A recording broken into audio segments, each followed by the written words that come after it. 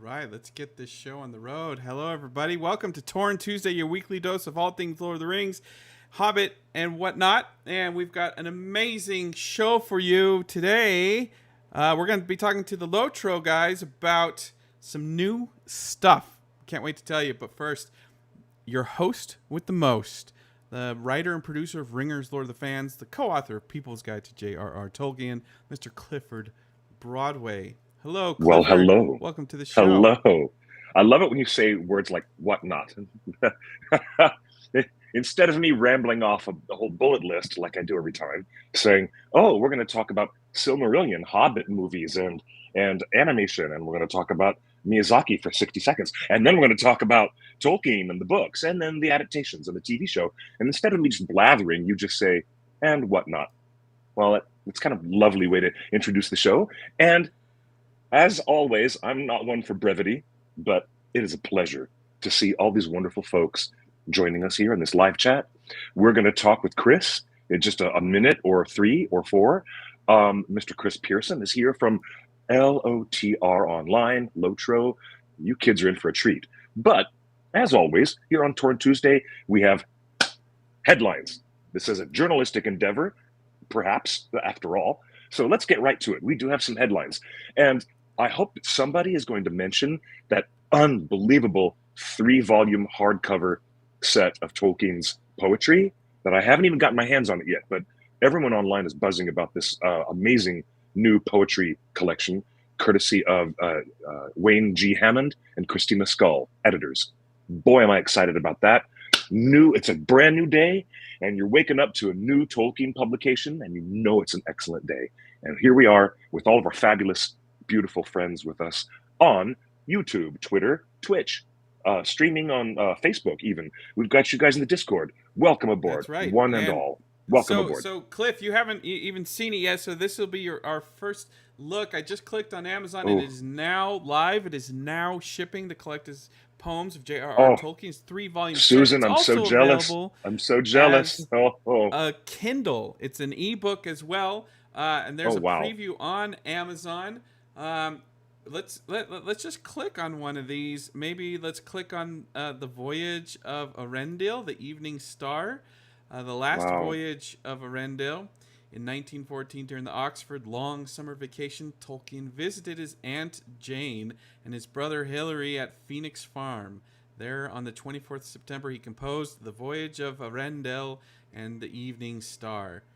Oh, that is Which, so cool to have historical notes and context on every single poem. This is an absolute must have, especially for all you folks out there, and you know who you are. All those people who always leapfrog over the poems and don't even read them. You just skip the songs and the poems and keep reading Lord of the Rings. Well, this book is for you. It's especially for you. Okay, I'm excited. I'm so excited about this. Are you how gonna are about you gonna let me do this? Let how, me read this. Let me read this. okay, Let me get a couple of these lines in, please. Take it back to the top. All right. back to the top. All right, hold on. Yeah. Let me get a couple of these lines in. Earendel sprang up from the ocean's cup in the gloom of the mid-world's rim. From the door of night, as a ray of light, leapt over the twilight brim, and launching his bark like a silver spark from the golden fading sand, down the sunlit breath of day's fiery death, he sped from Westerland. Oh, so good. So good. Hey, I'm ready to do the audiobook version of these poems right now. I'm so ready. I'm so ready. I love it. There you I go. love it. Couple more things. Today on Twitter, a bunch of fans started Mm. sharing pictures of themselves, account versus poster. And I just want to say this is a lot of the Unhinged Fellowship are just wonderful people. Let's click through some of the wonderful people. Account versus a poster. Estrid's PR manager. Valandil. Let's click Queen Calabrian. Calabrian, we met at the Rings of Power premiere screening here in Los Angeles. She's just wonderful. She came in as a cosplay. And so these are all the fans, the real fans of Rings of Power, and it's just wonderful to see everybody sharing their fandom of Rings of Power, sharing how unhinged they are about the characters, and just, it's just a wonderful collective of fans, as everybody is at the One Ring Net, and I think some of them are in our Discord as well, so it's wonderful to share that. We got different gaming news real quick. Tales of the Shire has announced that they're delaying the game till next year. We either kind of rumored about that. I don't know. I had opinioned about it earlier in this year that it opined. Like you had opined. Opined. Yeah. Yes, so you had opined. It is official that Tales of the Shire is delayed, but I believe they are still on track to give everybody a video preview this weekend on Sunday the 22nd to celebrate Baggins Day. Speaking of Baggins Day, if you go to the OneRing.net homepage, LA Baggins Birthday Bash is this Sunday, September 22nd. I have so many excited respondents. I mean, I texted all my friends and told them all about it because they're not really looking at, they're certainly not looking at the Facebook page. And so because they're not looking at the Facebook, I'm just sending out reminders, and such a big response. So many people excited to come to our little picnic. It's going to be great. So if you're in LA, if you're in the Southern California, we highly recommend going to Griffith Park this Sunday. Heard there might be some rainy weather on track. I don't know if that's going to last through Sunday, but we're going to be there anyway. So come on, we got to celebrate Bilbo's Bash. This is from last year or a year or two ago. It is full of cosplay. It is full of blankets and picnic baskets and cake and sandwiches and drinks and instruments and dancing. So do come with your books and your cosplay and your dancing shoes and your ukuleles, because we want to party and celebrate Bilbo and Frodo's birthday with you this Sunday in Griffith Park. We are at the Mineral Wells area, so look for parking near Mineral Wells in Griffith Park. If you look up the exact words, this is helpful. Do a Google Maps thing and type in the exact words, Mineral Wells Picnic Area, and it will take you right to where we are, and you won't get lost in the park. And really, we will have this Bilbo Baggins banner up somewhere, so just look for the banner. Yes. There will be trivia. I'm sending some prizes with Cliff, so it's gonna be fun. So come on out. I'm preparing some bonkers trivia for you folks. And remember, it is a potluck. You can bring anything. You can bring any food, any beverages, any delicious lambas bread. Anything you want. Everyone will share. I see Suzanne Egg just said hello in the chat. Button Lady. Hello, Suzanne. The beautiful I hope lady. We see Button Lady right at the Baggins Birthday Bash in Griffith Park this Sunday. She's usually a regular attendee of that. Speaking of Griffith Park, we did get word, and we posted on Facebook, we did get word that there is another unaffiliated Hobbit party scheduled for Griffith Park on Sunday, put on by someone else, and we always welcome the fandom to do everything. So if anybody from that other party is watching, please feel free to come over and join us, because the more the merrier. And the interesting thing is, I did a little search. The woman's name that's putting on this Hobbit party in Griffith Park as well is named Mary Kate Wiles. She's an actress here in LA. And she started a YouTube channel called Hobbit Houses of America. And she goes around looking for Hobbit houses, houses that look like Hobbit holes. And this is a very well produced. Oh, that is super cute. This is the HGTV show that I've been missing, and I didn't know I needed this in my life. So Mary Kate Wiles, she's on Instagram, she's on YouTube. Look up Mary Kate Wiles, Hobbit Houses of America. She's gone to Oregon, she's gone to Arkansas, she's gone all over the place doing high quality HDTV quality video profiles of Hobbit Houses of America.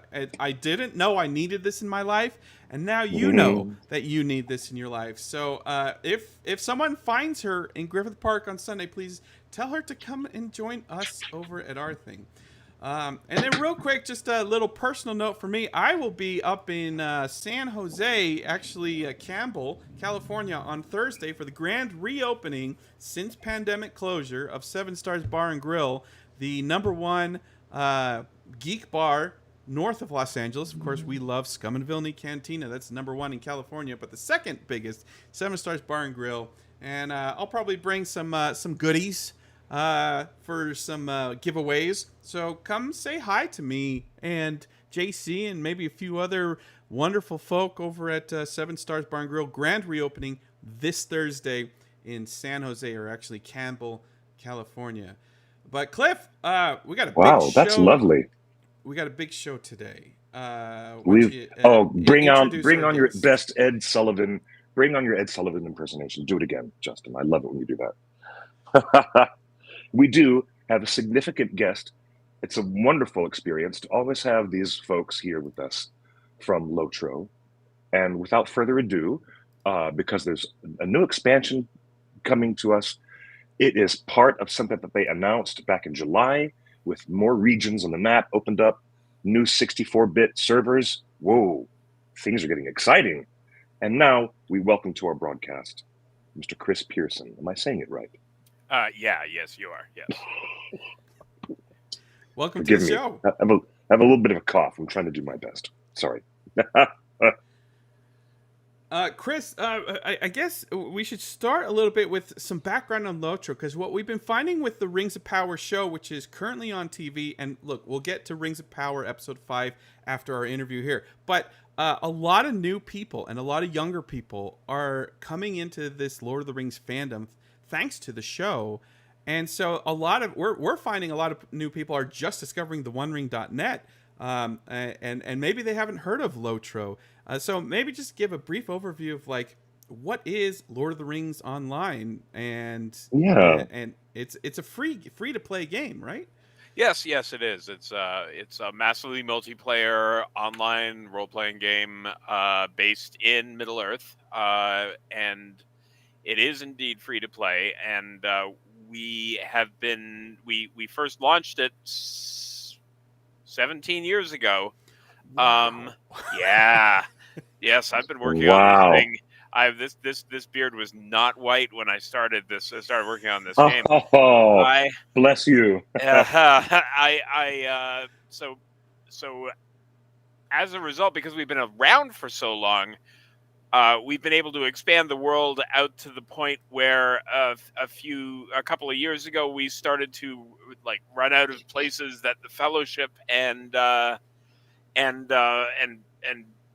Bilbo had gone in the books, which is really exciting, because it means we get to go to a lot of the places that are only mentioned or seen on the edges of the map, which is where we are at this point in development. But if you want to go to more or less anywhere short of the Grey Havens that the Fellowship or Bilbo went to in the books, it's there in the game, and with tons of other people playing, lots of in-game events, both festivals that we put on and things like music concerts that our players do, a bunch of them throughout the year. It's a great time, and it's basically been my professional life for the past couple of decades. Suzanne in the chat room says 17 years passed lazily in the Shire. Mm-hmm. That's true. It hadn't occurred to me that's an auspicious number of years now that I think about it. But yeah. Oh yes, it really is. It is. That's fine. So That's we just exciting. talked about Bilbo's birthday this weekend. Are there in-game events to celebrate? On Bilbo's birthday, I do believe we do some. I'm not sure what exactly we're doing this year for Bilbo's birthday, but I know our community people, our community managers have some stuff planned.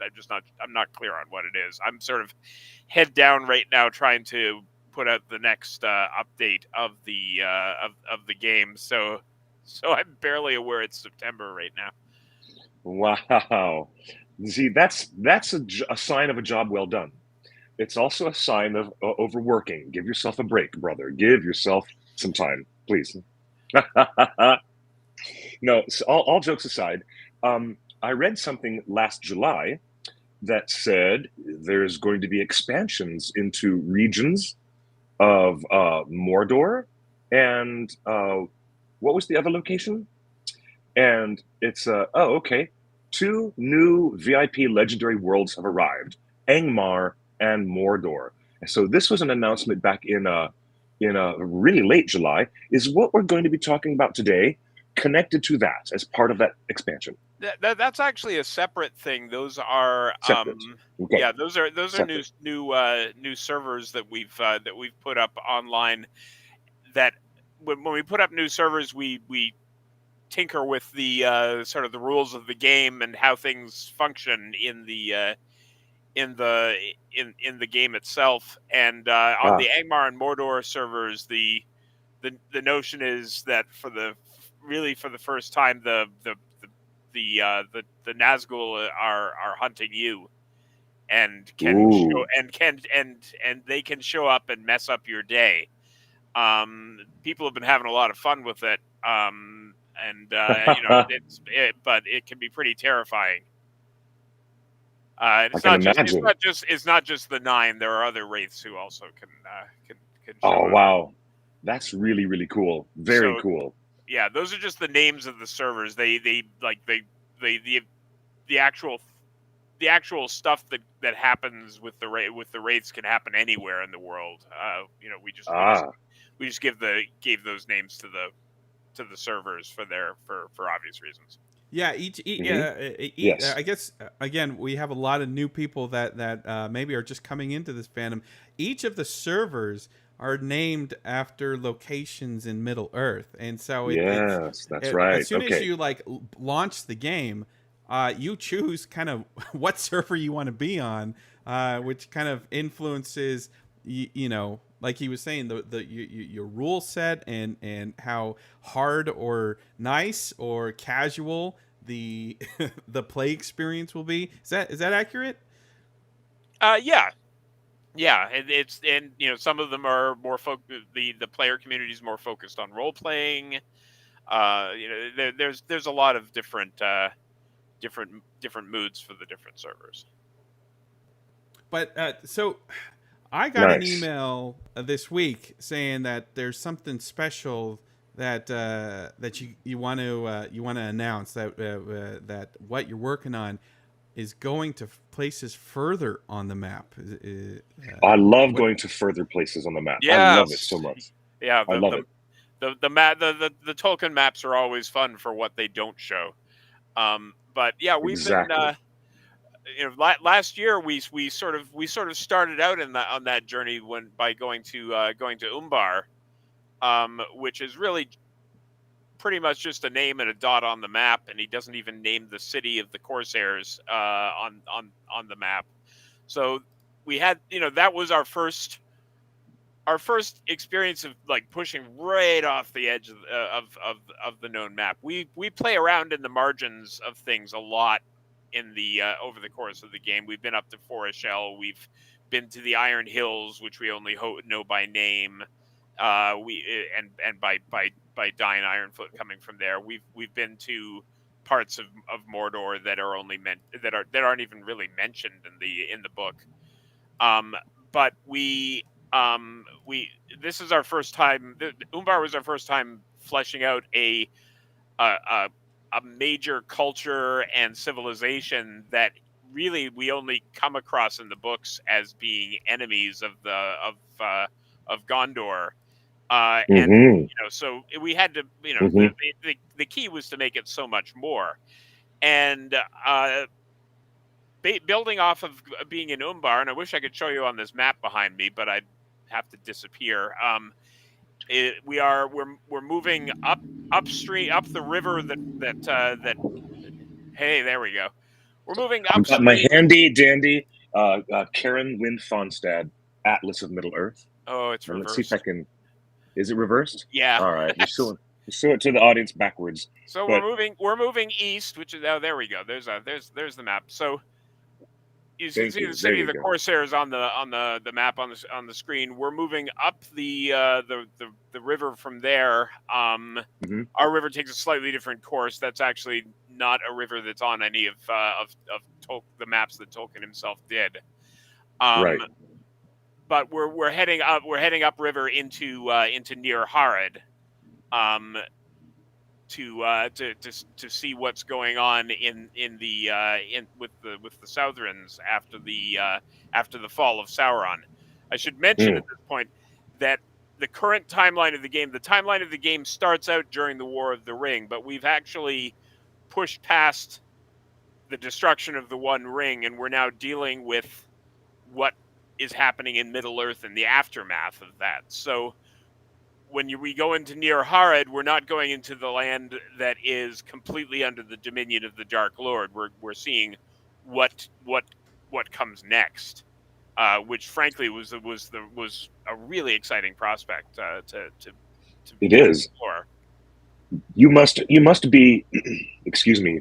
Forgive my voice is terrible, Bob. Fighting a cold. There is something very satisfying about taking that one line of dialogue from Faramir and saying, "I wonder what lies were told to this man that would cause him to stray so far from home and kin, and the safety of those he loves and the place that he loves." And I'm taking that, and you in this position that you're in, Chris. I envy you. I envy you a great deal because you do allow people to explore the lives and the culture and the experiences that is what it's like to live down there and be down there, places that we've never explored in the narrative because the professor didn't actually take us there during the War of the Ring. So I'm fascinated by all of this, really.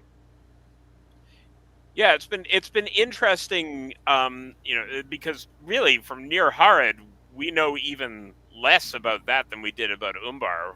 We Hmm. it's not where the Mumakil come from. They come from farther south. It's where Mm. there are people there that have been historically enemies of Gondor, and that's more or less what we know.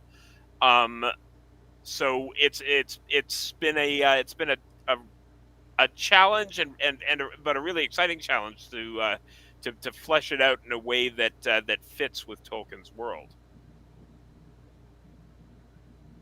Right on. Now, is there what could I ask that doesn't sound like just an obvious red carpet question? I hate banal questions, but I have to ask, what was one of the more significant challenges for you and the team in trying to build this area to the east of Umbar?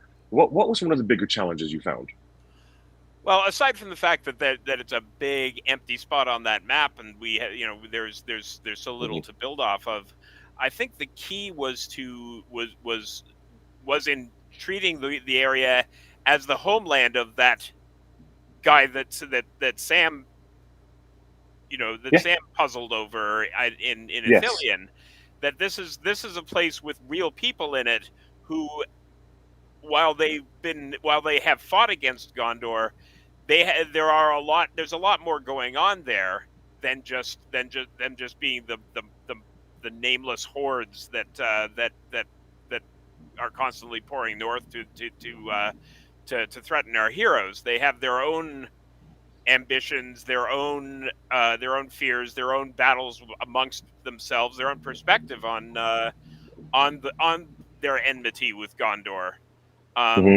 and it allowed us to explore the fact that Gondor has not necessarily always been the Gondor and the Númenóreans have not necessarily always been the good guys in their interactions with Harad and with Umbar. I mean, Hmm. they're the That's going true. back to the Númenóreans, they were colonists, and they were by the time that all went underwater, uh, they were enslaving people from the shores of Middle Earth.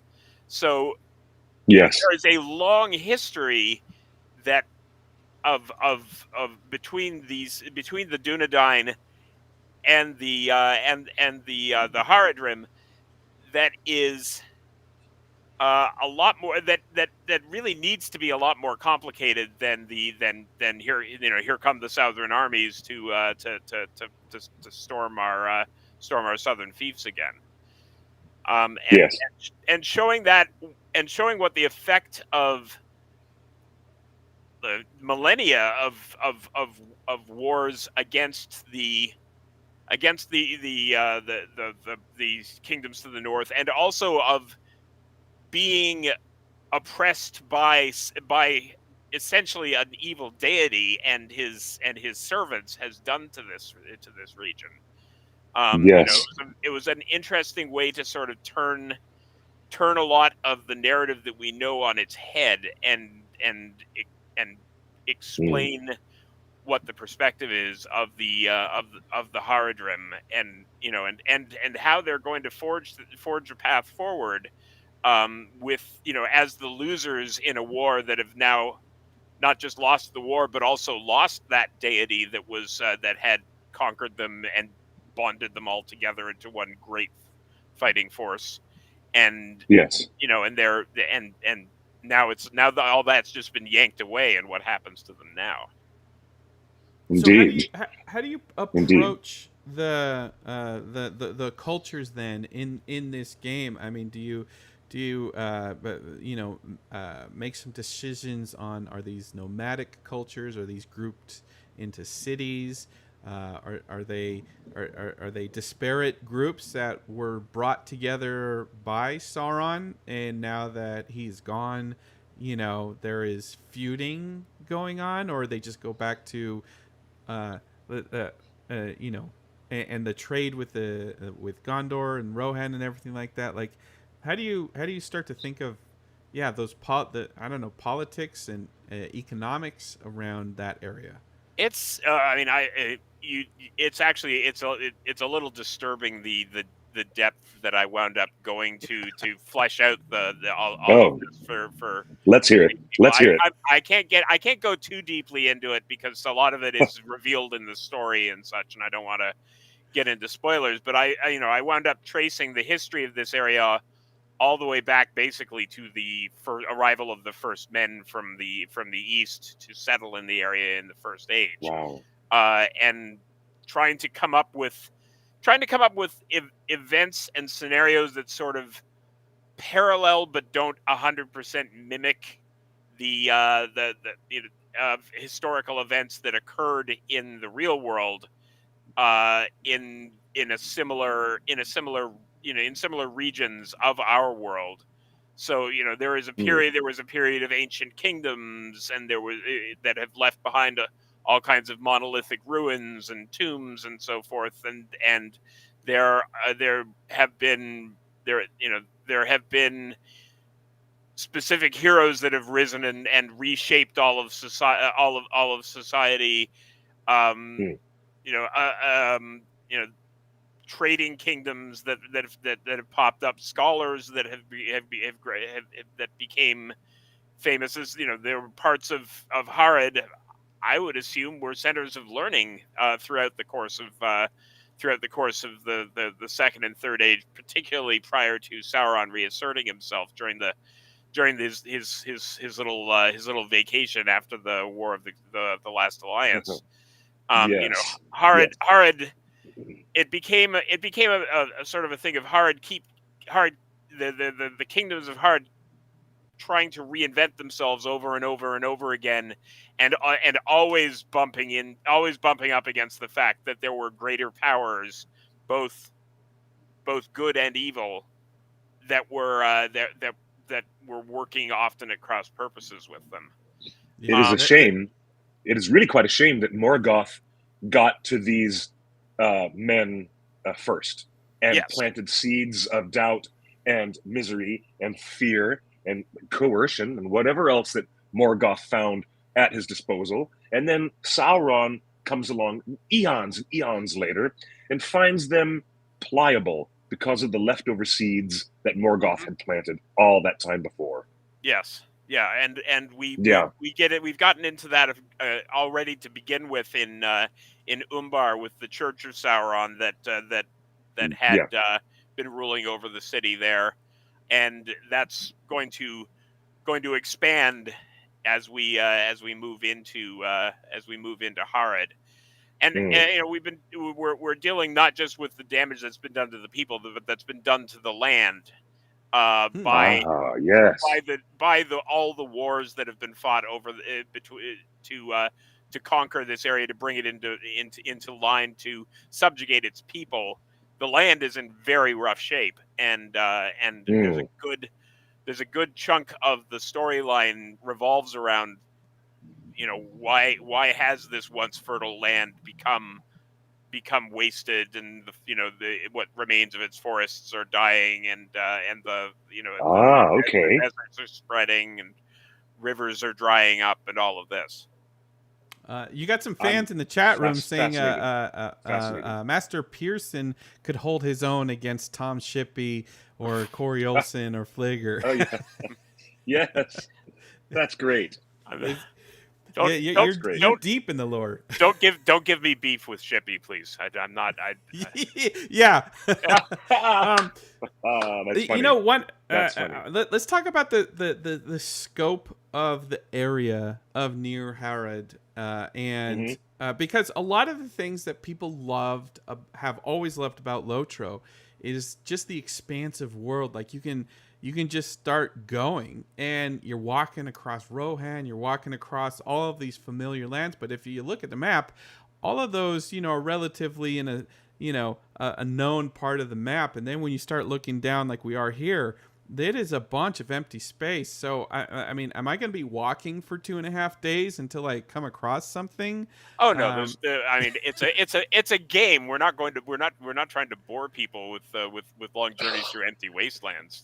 Red Dead Redemption is fun when you go across the land. Yeah, it's true, and there are stretches that actually do remind me a little bit of Red Dead, just geographically. Okay. But nice. we are exploring types of terrain that we haven't really been able to before. Like there are no deserts really north of Harandor, unless you're getting all the way out into Rune. There, and there's badlands and different sorts of marshes and tropical forests and that sort of thing that allows us to, there's always going to be something new to see when you go over the next hill, which is a goal as the head of the world design team. That's a goal for us in particular to always make sure that you're not, even if you have to travel between places, let's try not to make it boring. And there's plenty to do. You mentioned cities.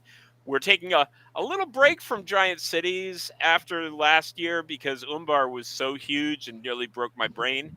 Oh wow! There are other cities in the south. We're just we're sort of in this time we're in a valley that is more countryside-ish, or would be countryside-ish if it wasn't utterly wrecked by the influence of Sauron. And so there are other cities on the horizon, but we're not there yet. Can I ask a simple topographical question that maybe it not be so simple? Maybe let's find out. What do you do as a game designer when you have to draw an equatorial line across a globe where Tolkien had not provided an equator, and assuming the tilt of Arda matches the tilt of our own Earth, and that's why the seasons change the way that they do, as we know the seasons change, at least way up in the Shire they do. Where do you find a drawing line where you say, this is our equator, and we're going to make sure that we judge and plan out topography, climate systems that work from this point northward? How did you find that? Well, really, I have not placed the equator on the map yet. I'll be honest. Oh, okay. We've just essentially gotten into the equivalent of like southern Mediterranean, Mesopotamian, northern African kind of subtropical zone Hmm. at this point. So Yes, the equator is somewhere down in Far Harid, and we'll somewhere get down there. there. Yeah, we'll get there eventually. But there's we haven't even hit the really hot the super hot part of the world yet. We're near Harid is sort of that between zone between the temperate Ah, of between the Gondor. temperate and Arrakis. Yeah, Somewhere between the temperate oh, and complete Arrakis. yeah, Arrakis, but also like Farahard. We know Farahard has jungles and such too. So Oh yeah, yeah, that's absolutely. down there is where the equator is. Where exactly, I don't know. I mean, we haven't really even the map itself is still we're keeping it deliberately vague so that we can Mm, pursue the story along with okay, the expanding that's the cool. world at the same time. That's cool. Our chat member Otaku Senpai says that Professor Tolkien did provide some approximate latitudes, and that allows for locating the girdle of Arda. Yes, that's true. Thank you That's for the true. reminder. That is true. Yes. Yes, thank you for the There was reminder. another comment in the chat that it's pretty clearly expressed by both Gandalf and Denethor that Harad and the Southruns had superior military might. Hmm. Mm, Oh, absolutely. I mean, Gondor in particular is at this point is pretty at by the point of the War of the Ring is pretty depleted. It's the yes. the the war machine of the South has been brewing for centuries, and really Ah. it took several acts of catastrophe to defeat them. It took Mm, the coming of the armies of the dead. It took the Rohirrim miraculously piercing into the heart of the southern armies and slaying their chieftain. A yes. lot had to go right for the free peoples to have any hope at Pelennor and elsewhere. Um, and a large chunk of that is because the South is huge, and it has a whole ton of people in it, and it has not been depleted by like the fading of the lines of the West, like Arnor and Gondor were. So Hmm. the sheer and that's made it that's both exciting and daunting to try to fill that out, because it would it'd probably take another 50 years to show all of the breadth of Harad in our game. Wow. But Yeah. because who knows how far down it goes? There's no 100% official map showing the farthest extent of Far Harad, which is where we have situated sort of the heart of the great empire that overwhelmed near Harad and took and united them all in war against Gondor. So Mm, there's a lot of room for us to be pushing outward in a bunch of directions, and then when you add the fact that Rune is sitting out there too, and there's still there's entire other directions we can be going. There's a lot of blank space that can be filled in. Druid's yeah. Fire in the chat Yeah. reminds us there in the Two Towers book there is a reference of apes in the dark forests of the South. Yes. Yep. Yeah. One of the more unfortunate passages in the books, because he sort of likens some of the Haradrim to those apes, and that's Oh, another ugh. thing. Yeah, that's another thing that you have to confront when you're dealing with this part of the world, is that is trying to be respectful of the people that live there, compared with like this.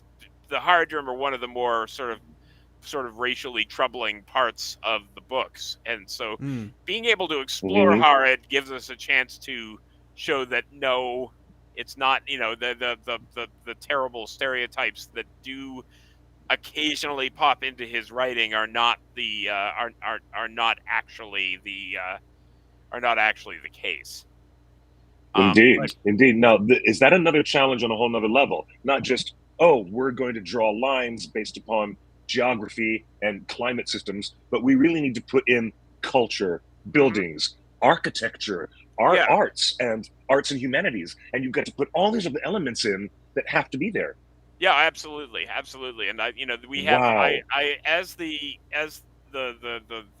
world guy and the lore wrangler for the game, it's my responsibility to put together the guides for the other designers to use. And I have so many documents that I've written in the past year that are just like trying to boil down not just the history but the culture of the region, so that everyone is working off of the same thing. Because again, Tolkien tells us very little.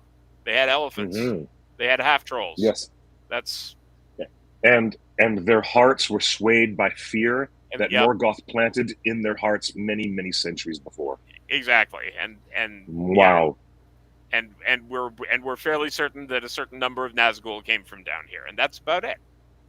Yeah, I would say too. Nazgul came from down there. The question from Daniel in chat room, a comment really was, Tolkien writes that the two blue wizards, they went east, but is there anything in this game, as you guys are diving south, that references the blue wizards going south? I don't think it's ever explicitly. I can neither confirm nor deny the position or location or fate of the blue wizards, probably because we don't directly have the rights to discuss them too deeply at this time. Indeed.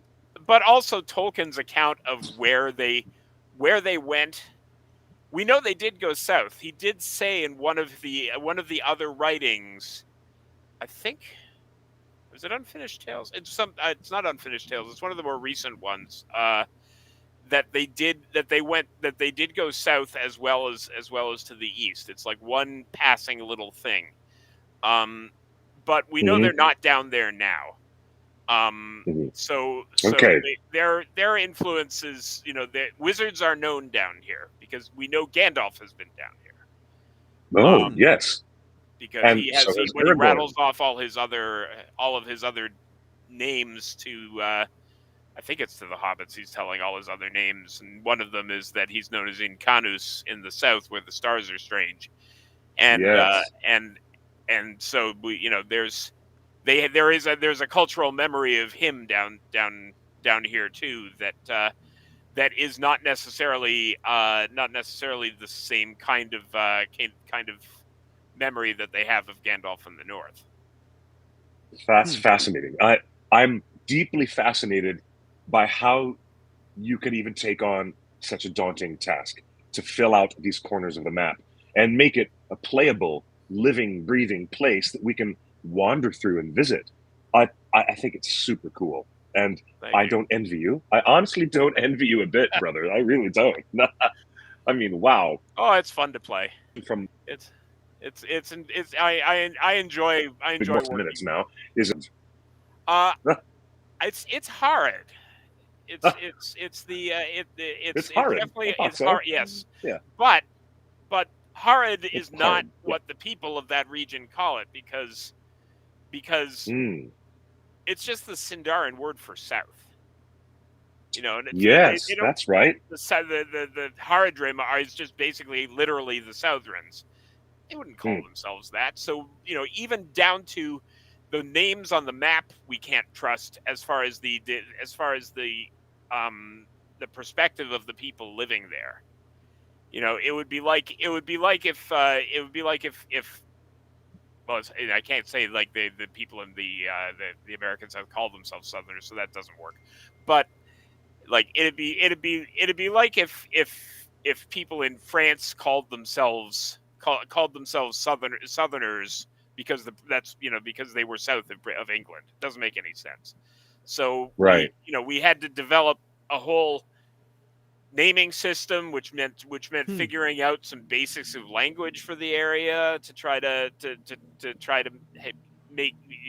give them their own identity down there. So, which is why you'll find it started to creep into the game already, but it's going to be very, very much in the forefront that the land that we know is near Harad is known as Shagana to the people of the region. Which is Shagana. which I don't remember what Shagana means. I should have looked that It's up like before the in the notes. I think it was called the Fairland. the Fairyland. Fairlands. Yeah, Yeah, the that's right. Yeah, Fairlands, right? yeah, yeah. It was prosperous. Yeah, And and yeah, it was a blooming, bountiful breadbasket of an area, much like one of the inspirations that I looked at for this for what this region's had happened to it was Libya, which was once the breadbasket of Rome, and then Rome just Yes. completely depleted it, and it's been a desert ever since. And Yes. this is Okay. this is very much the Libya to Gondor's Rome, or to Numenor's Rome. Say that It's a they're fascinating analogy. That's fascinating. So Yes. but so once it was the Fairlands, but now it's kind of an ironic name. Indeed. Interesting. All right. Well, Matt, Nerd of the Rings, has just joined us in the chat. Hello, Matt. Lovely to see you in the live chat. Always lovely to have you with us. I'm kind of thinking, and this is probably because I can't stop thinking about James Earl Jones since he passed away, but I'm now thinking about Thulsa Doom and his scenes in Conan, and how this might connect to the flavor of the lands to the east of Umbar. Am I wrong? Am I way off base? I do think that Robert E. Howard it was as like the whole Conan milieu was definitely in my head when I was fleshing this stuff out. Good, I mean, great stuff. Great. I think actually Tulsa Doom especially like popped up sometimes in my like my vision board for what the region what the people of the region might be like, because he is essentially a priest of Sauron in so he's it's kind of hard to do fantasy in this kind of environment and not at least bump up against Robert Howard as an influence, which is interesting because they were contemporaries, had nothing to do with each other. Probably I don't even know if either of them really knew of the other all that much, but indeed, but they're a very yin yang kind of relationship in early fantasy. So it kind of to that extent it kind of works on the Harad is the yang to Gondor's yin. Yes, absolutely. I get that. Oh, side note of no importance was that a very good friend of the Lord of the Rings community actually lives a few blocks from here at Mr. Howard's old house he had built, that he used to live in. And that would be Michael Pellerin, who's the guy who made all the behind-the-scenes appendices on all the extended editions, working with Peter Jackson and team. Believe it or not, Michael Pellerin lives in that extraordinary, beautiful house. It's really cool. Okay. Yeah, and it's still filled with unique Robert Howard memorabilia. It's really cool. Really cool. This is interesting. I just popped this up. Tolkien. Tolkien seems to have liked the author of Conan in a visit discussed in L. Sprague de Camp. I'll quote the author L. Sprague de Camp. Tolkien this is a great find. The anthology and interesting, but did not much like the stories in it. We sat in the garage for a couple of hours, smoking pipes, drinking beer, talking about a variety of things. Practically anything in English literature, from Beowulf down, Tolkien had read and could talk intelligently about it. He indicated that he rather liked Howard's Conan stories. During our conversation, I said something casual to Tolkien about my involvement with Howard's Conan stories, and he said he rather liked them. That was all.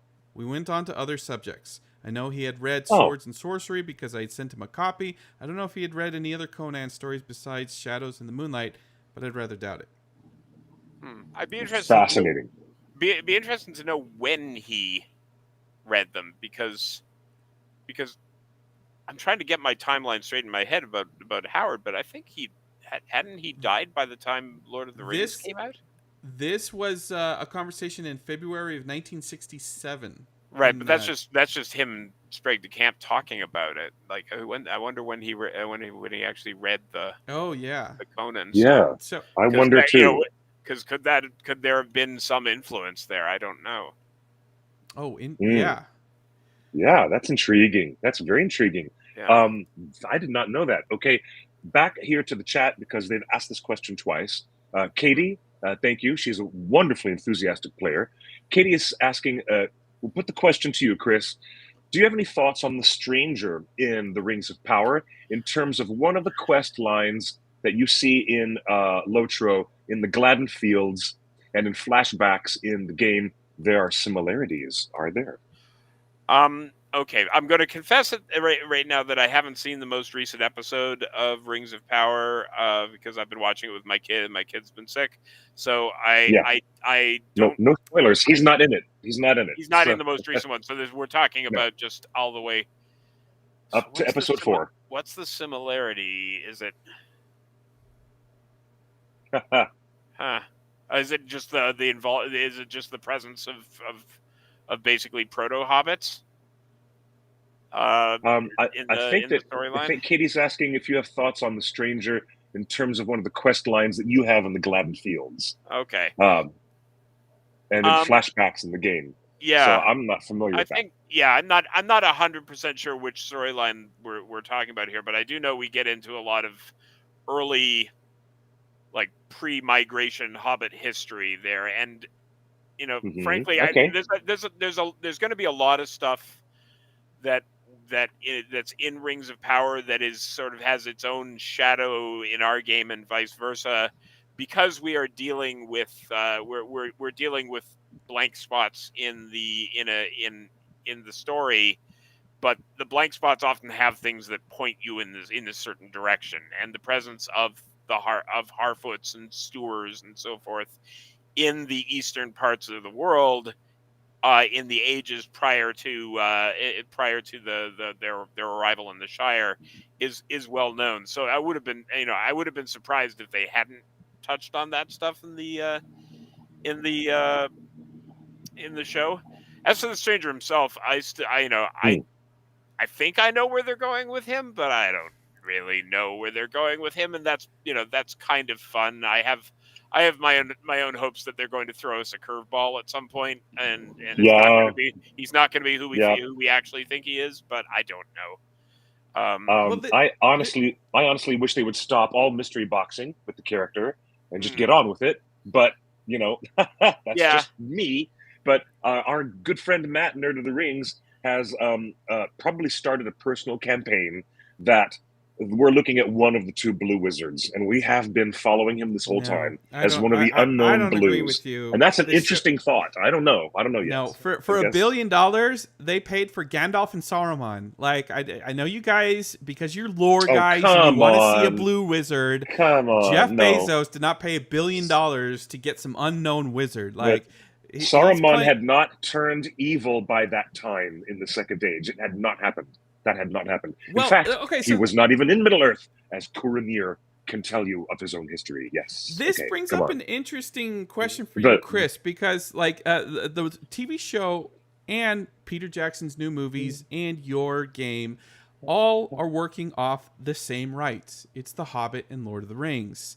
mhm. So as a creator and expanding on the world and the lore and the legendarium, how does it feel to see other creators, exploring this world in their own way? And do you like do you see things that other shows or games do and you're like, oh man, I was gonna pursue that, but because they did it now, maybe I should go a different direction?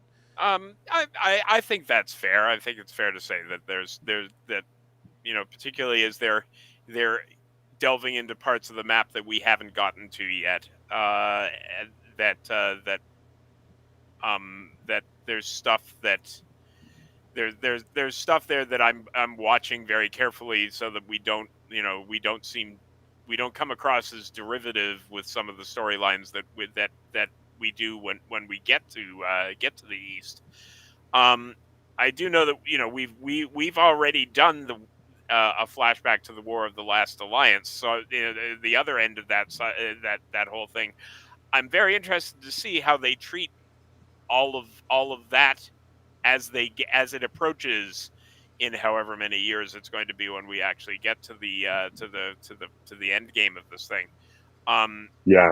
it's going to be, I know it's going to be wildly different from what we did. And that's part of the fun, because we're all sub creating in the professor's world. None of us are writing canon.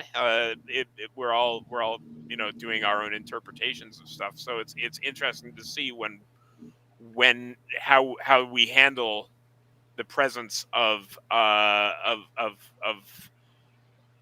his of the edges of his writing, and how we interpret what lies beyond that. I've been very very interested to see with the Stranger, for instance, we had done some exploration of what the wizards might have been up to in previous ages in Middle Earth, and it's interesting to see the show doing something that feels like a completely different tack from what we did, but that's fine. It was Mhm. it's number one, it's a different medium, and number two, it's different people's interpretation. So it's kind of fun to watch it all unfold, and it's in multiple squirrely different ways. Is it stressful or exciting or combination of both? As you're developing these new expansions and developing these new stories, of like, that's a great idea, let's do that. Talk a little bit about like how that comes together with your team, and whether it's like, do you even consider like the fans are gonna hate this, or we got to take a big swing here, or anything like that? We've done some big swings in the past and we like being able to challenge people's perceptions of what they think Mhm. they know about Middle Earth, because a lot of what we read, particularly of history, is people's accounts. It's not always the exact history, and and people misremember, people obfuscate, people out and out invent things, and when they're writing histories. So being able to shine put new perspectives on things. For instance, like we did a whole storyline with the origins of the dwarves in Gundabad that introduced entire characters that were contemporaries of the first Durin that we never hear about, because that's really old history. We don't know who Hammurabi's lieutenant was, but Right. it's interesting to be able to use that to show a different perspective of these things.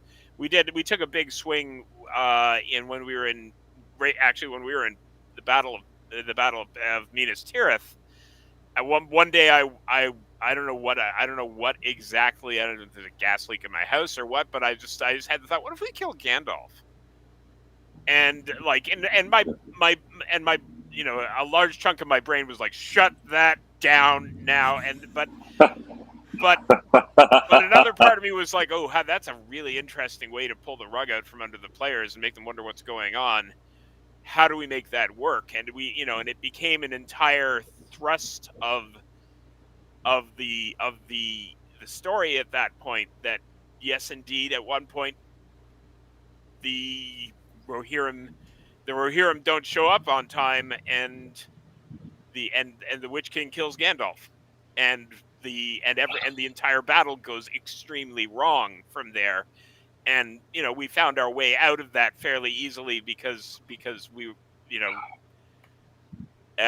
because there's a particular character looking into a palantir, seeing things that aren't real, or being wildly misled. So that was our conceit. But at the time, it was literally like, okay, let's take a big swing and really hit the players with something they don't see coming. Um, and so being able to do stuff like that, both with the lore and with actual events in the game, has been a, a, a lot of fun, and Mm. extremely challenging, to keep it all from, like, turning into chaos. So is it easier Mm. to Yeah. create new stuff like we are here in near Harrod and Southrons and stuff like that? Depends who you ask. I mean, there's certainly a lot more storytelling. There's a lot more storytelling freedom, um, to that I think our content designers find really exciting, to be able to, like, weave entirely new stories in these regions. But if you ask our artists, like, oh yeah, we need you to figure out the architecture of this region going back 7,000 years through multiple periods and different cultures coming in and out of the area. You got 4 months. Go. That there. I do feel like I perhaps owe some people a beer, based on that. Yeah, I mean, it's both. Some people are really, some everyone's enjoying working on it, but some people, it's definitely a lot more of a "you want me to do what now" kind of situation than others. Well, Otaku just asked the question that I was about to ask. Have a lot of new beasts been created for Harad and Umbar? Um, And I guess we can. We've got some screenshots we can show here. I oh, guess should we Oh reveal yes, some of this stuff? yes. Shall we? Let's sure. take a look.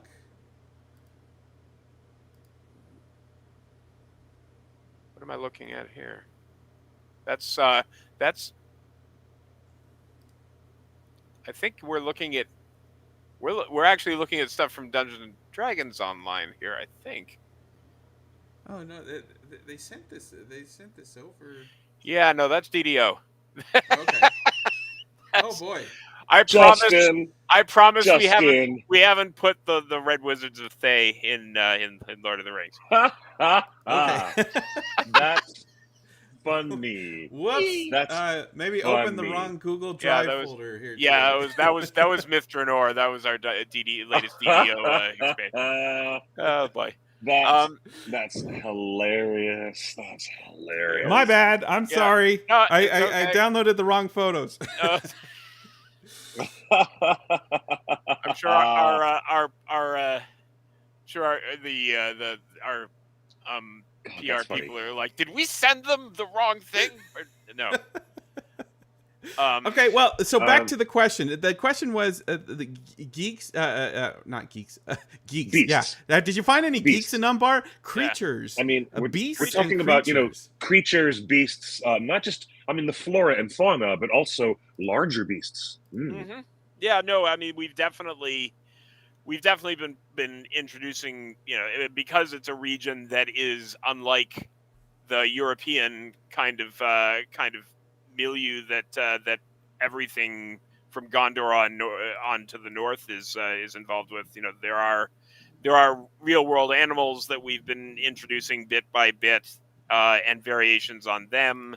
Obviously, plant life too, but there, monster wise and enemy wise, we're going to be seeing some stuff that we haven't seen before as well. Certain some of the more fundamental nature spirits of the land, and I'm trying to think what I can say without giving stuff away. Stuff that's been stuff that has slept for ages. Uh, So you know, are they variations of creatures that we are familiar with up north, or are you looking at things whole cloth like a forest nymph or a? I mean, we've got some Mm. swamp creatures and watcher yeah, in I the mean, water and stuff like that, but no there's swamp definitely thing. right. Yeah, there's definitely creatures that are. We're trying to keep it all within the Tolkien style of creatures. So Sure. the thing that I always say when we're brainstorming monsters in the game is, like, no centaurs. There's none of that kind of wacky Greek slash um Greek and evil Roman type. bestiary, like let's take a bunch of monsters, a bunch of real world animals, and muck them together, kind of thing. But there's stuff that occupies that kind of space in the sort of in the mythology. We to an extent we've been doing stuff like this since probably going back to when we did Foreshell and we started incorporating some stuff from Finnish folklore. We did a lot of Welsh folklore with and Celtic, generally Celtic folklore when we were in Dunland. Now we're down into areas that are much more Northern Africa, or like the Near East, that kind of region. So we're trying to play with archetypes that are along those lines. The same as we did Mediterranean type stuff for Umbar, where we're trying to we look at the folklore for the area and see what can we pull from that will work. With often with a fair amount of tweaking as part of the Tolkien sort of pseudo realistic ish milieu. There's always going to be stuff like the Watcher that's like, what is that? But in a lot of the cases, his stuff is very rooted in nature and in creatures that people accepted as potentially existing back in the middle, back in the in Oh yeah. Old England. Okay. Yeah. Okay. Got it. Oh, that's really cool. Okay. Well, so if you're thinking about kind of Egypt, Turkey, that type of area of lore, I mean, are we thinking about like things like the Barrow Wights? I mean, we just saw those in Rings of Power, but like hooded, ghostly figures, more so than Swamp Thing. I mean, yeah, you're dealing with an area with this much history and a lot of ancient tombs. Of course, there's going to be the dead are going to figure into people's experience. There's a lot of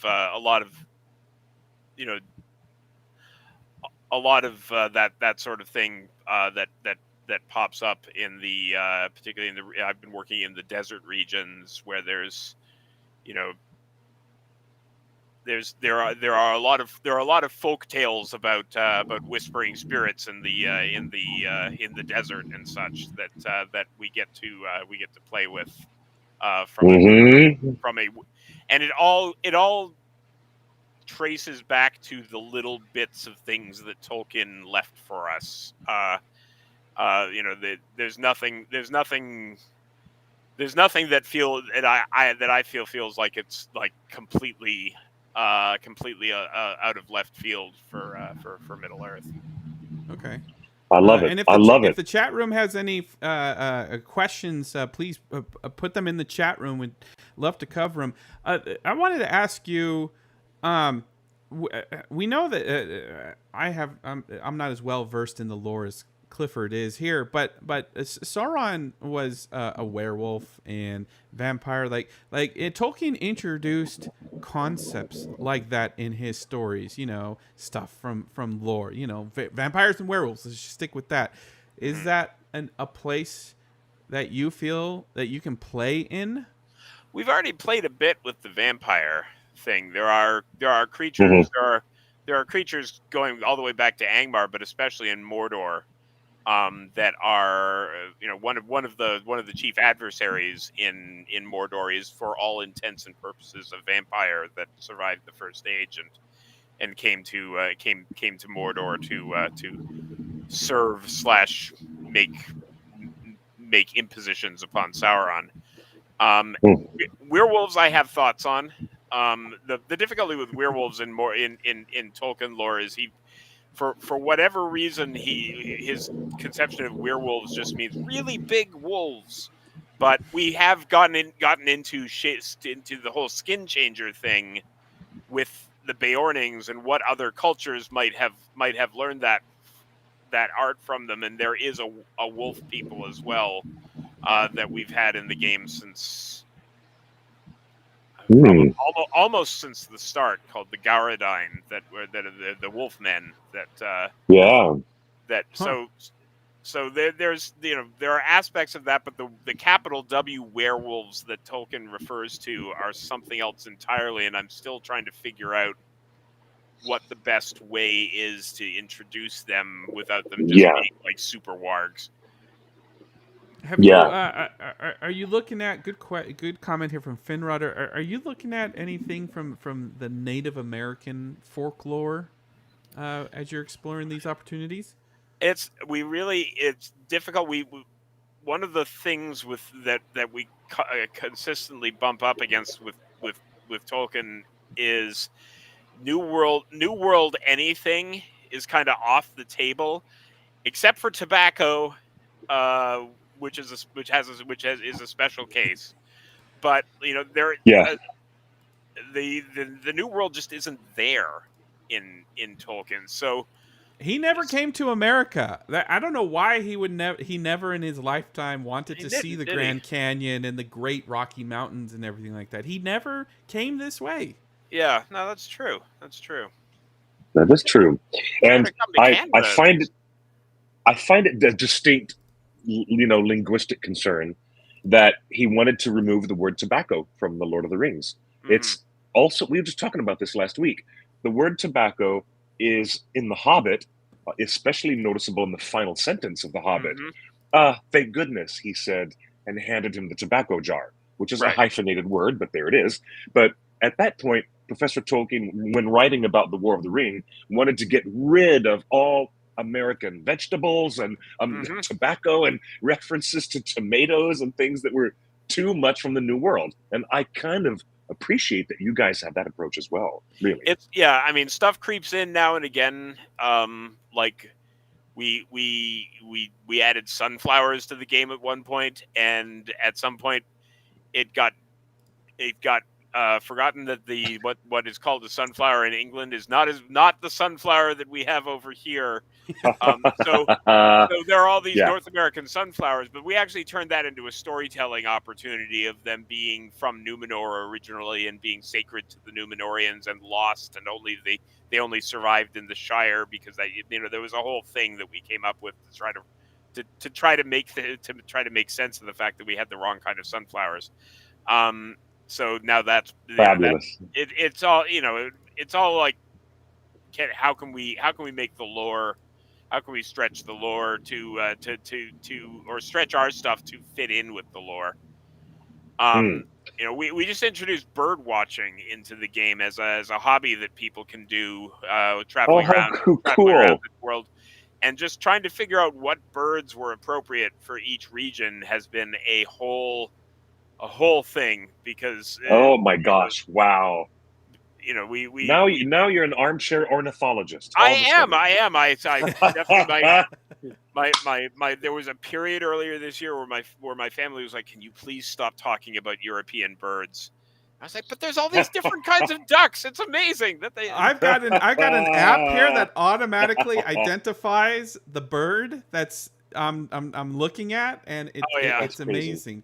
Speaking of animals, Finrod That's wants to know crazy. in Harad, could you possibly see Oliphant babies or young Oliphants? I think that there is a fairly strong chance that Oliphants will be showing up in near Harad. I also But will they be trained from like a young baby to be a war elephant? that's I mean that's a they would have to be, right. So I would think that that's something that we could definitely explore. Where the training happens kind of feels like it's something that most likely happened in the far south, where they came from originally. But you never know. There could have been Oliphant trainers up in the north, as northern parts of Harad, towards the end of the war. Hey, I breaking Um, news! oh, I got the email right now. I've got what? actual screenshots aha. from this new expansion. Oh, you got him. Okay. I guess this would be breaking news, right? You guys haven't released anything about this new Uh, expansion? I'm don't know what we have, what we've I, released or you not. tell me if this. I'm You excited. tell me to if see these what are you the got right there. game. Yeah. I'm excited to see this. This is great. Oh, I'm gonna have All right, wow. here we go. Hopefully it's Where are the we? right Oh thing. yeah. Oh gosh, this is great. Yeah, so like I said, as we go up the river, we get to see some of the areas that are still fertile amidst all the wasteland and the folk who live there. This is the swamps or the marshes of Amberul, which is just upriver from Umbar, and is sort of the last remaining breadbasket for the region. Wow, what's Wow. that thing up in the top left? Is that like a Church of Sauron? That is not actually. No, it is not a Church of Sauron. Well, it partially is a Church of Sauron. It's been adapted into a Church of Sauron. I cannot really confirm or deny what the bottom part. All right. Oh and we got goodness. Okay. Wow. First off, Cliff, let me get your reaction. Is this what you pictured as we were talking about this? I expected that there would be some really different changes in climate, geology, et cetera, et cetera. This looks to me as if there's an abundant freshwater supply for this area. And that makes such a big difference when there's not just groundwater available for the plants, but when there's above water, like rivers, streams, or even freshwater lakes. As long as you've got that, and I'm not a Civ player, but I know that, and I've watched enough videos by real life lore that a lot of countries are badly landlocked and don't have seaports and don't have access to estuaries or waterway systems. And it looks like you have put a lot of thought into this to give them an excellent waterway and a water system here. But it's gorgeous, but I don't expect all of the near Harad to be as verdant as this. No, not anymore. Anyway. Right. So this is also in that area. I'm not going to talk about the red trees. They have a purpose within the story that you'll have to learn by playing. But they are important. Cool. The LOTRO team is in the YouTube chat saying, I don't think we've released anything, so this is news to me. So Yeah. thank you, I've got the LOTRO. branding on it, so I guess we've released it then. This is exclusive to the show. Now, Otaku Senpai is asking, might some of the Eastern dwarves have spread into Harad? Yes, Is that quite possible? Yes. absolutely true. We've actually already they made it as far as Umbar, so we've had them in the story for a while now. Some of them have actually crossed the Bay of Belfalas and shown up in Gondor after the war. But we have one culture of the dwarves called the Tamamir, which are one of the eastern clans that have spread into near Harad fairly thoroughly. Is this the Wow. same area? Because no, this is a different area with a city on top. Yeah, this is actually a riverbed where the river is not doing particularly well. So this is actually once you can see the ruined docks sort of in the mid ground there, behind that slope on the left. To give an idea of how far the water level has dropped over the course of the centuries as Sauron's forces have depleted the land. Sure. So this was actually more of a riverfront town at one time. Yes, I am getting Nile River vibes from some of these locations. The Nile Delta and the marshes of Iraq were definitely big influences on like where we wanted to go particularly with the marshy regions. This is right at the fringe of where it gives way to the marsh starts giving way to the dry lands that you can see in the background there, and you can see these ruins are actually Gondorian, because of course Gondor occupied this region multiple times over the course of the Third Age. From the time of the Ship Kings and the various Jormungandr kings of Gondor all the way through to like the Black Númenóreans coming here after the kin strife.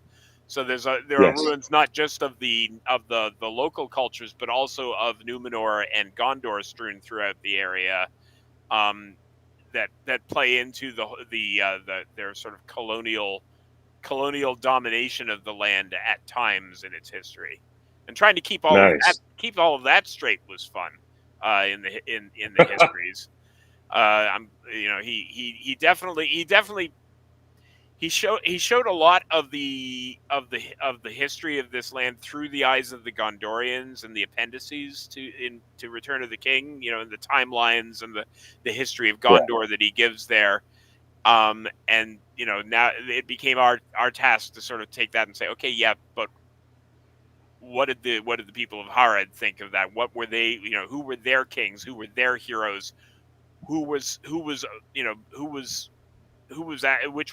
the Gondorian kings was actually just a total bastard to the people of the region? Because we know for a fact that not all the Gondorian kings were nice guys. I mean, you got Indeed. a Tanatar Al-Karan and a few others who are just out and out jerks, and Yep. some of the others, Yeah. some of the others we know less about, and maybe they were too. There's a question in the chat: did Isildur or Yeah. Elendil ever adventure east? But let me rephrase that a little bit. As you are in an adaptation, do you guys ask yourself such questions, and then do you like is that something that you Oh, feel yes. you answer, or you can answer in your adaptation, and other people can answer in their adaptation differently, maybe? Yeah, no, we definitely, like, when I'm fleshing out the history of areas, I'm constantly asking myself, okay, now where was so and so at this time? A lot of the time it's, where were the wizards, or were there dwarves, were there elves in this land that we don't know about from the histories, because no one, they weren't important to the stories that Tolkien was trying to tell. And again, with people, like, we know that Elendil at the very least came very close to this area, because he was at Umbar when Ar-Pharazôn's fleet landed there. He was with him then. So we know that he's been in this area. Isildur probably came too, but there are plenty of other kings and later stewards of Gondor, and their various princelings, sons, and relations who would have come down here for adventure or conquest or exile or whatever other reason. There's a lot of rivers in all Indeed. these screenshots. Is there a Goldberry around these parts? Is there potential for Tom? We've definitely strewn throughout the world. We've definitely made it a notion that there are river maidens. It's not just Goldberry. There's a bunch of them throughout the world. The five river maidens of Lebanon are important in the story at one point, and we have other Maiar, or whatever the heck Tom Bombadil is. We have other primal nature, natural warden kind of characters that are strewn throughout the world. I can neither confirm nor deny the presence of either of these things in this region, but you are right that there are important rivers in this area. Honestly, if I'm just walking around and I hear someone singing, but I never see them, I'm okay with that. We've got one more screenshot here. Oh yeah, now we're really into the deserty areas. Yeah. Oh hey. Yeah, this is one of the white tombs of Nirgambar in one of the former cultures of the area that has long since passed away. That has been important to particularly to the history of I believe of the Nazgul. I believe that's where we went. But Interesting. yeah, this is, this was an attempt. There was we pushed really hard to get, because this is an area that sort of echoes Mesopotamia and ancient Egypt and such, to get giant megalithic ruins into the game, to sort of in with a very different architectural style to the huge stone structures that the Numenorians and the Gondorians built. I love it. This is really cool. It does suddenly make me want to put on my brown hat and my bullwhip and start, pretending that I'm not an archaeology professor. And I actually want to go and start exploring and looking for little golden idols in there and things good, like that. This is the kind of stuff you just want to explore. This is so cool. So, Legacy of Morgoth. I was just checking my information. Legacy of Morgoth was announced at Comic-Con this year, where there was a lot of Lord of the Rings at Comic-Con that we were lucky to be a part of as well. It's a banner time for it. The thing that really stood out to me at the Comic-Con announcement was the elves are getting a complete makeover, new heads, new hair, new what do you call it, rigging on the characters and stuff like that. Talk a little bit about elves. I mean, we've talked all about this Harad and Ruin, but I guess there's going to be elves in this area as well. Yeah, I mean, Tolkien wrote that there were a lot more elves out there than than just the Noldor and the Sindar and the Teleri and the lot that we see up in the north.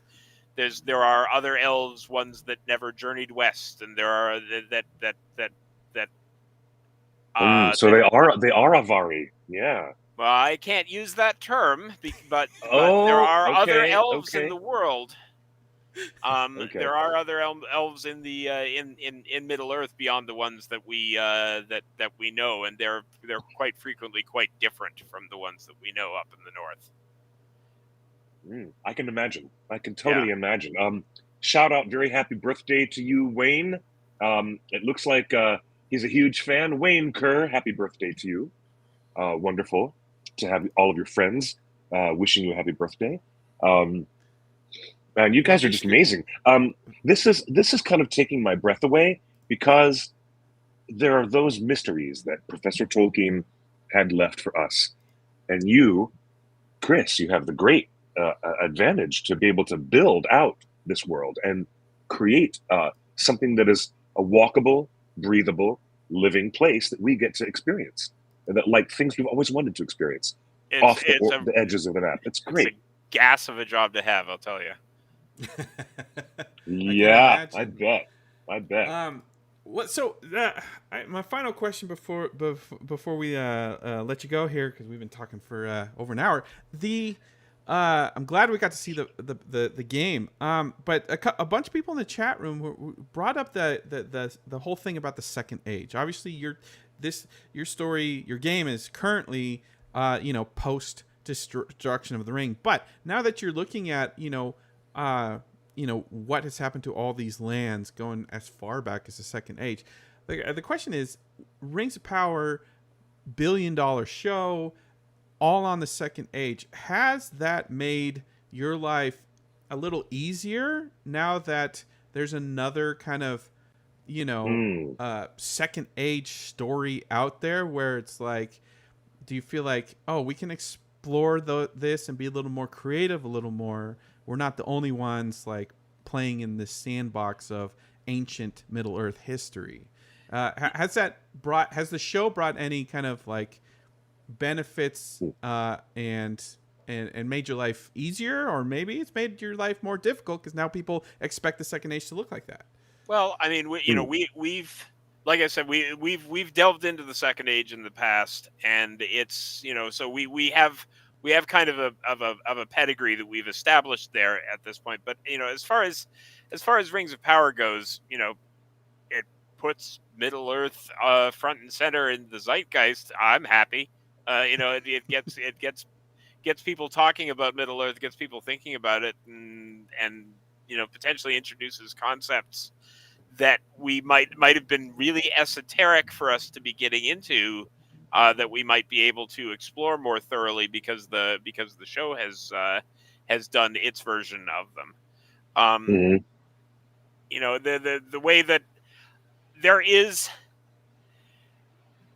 a lot of similarity between how things look in game and in the movies and in the show. It all sort of exists in the same continuum. I don't think any of us get to any of the different renditions of this get too wacky and out there. So I feel like it all meshes fairly well. Is our version of Austin Evil in Eregion different from the one in the show? Of course it is. Theirs is much huger. Theirs is much more cosmopolitan looking than ours was.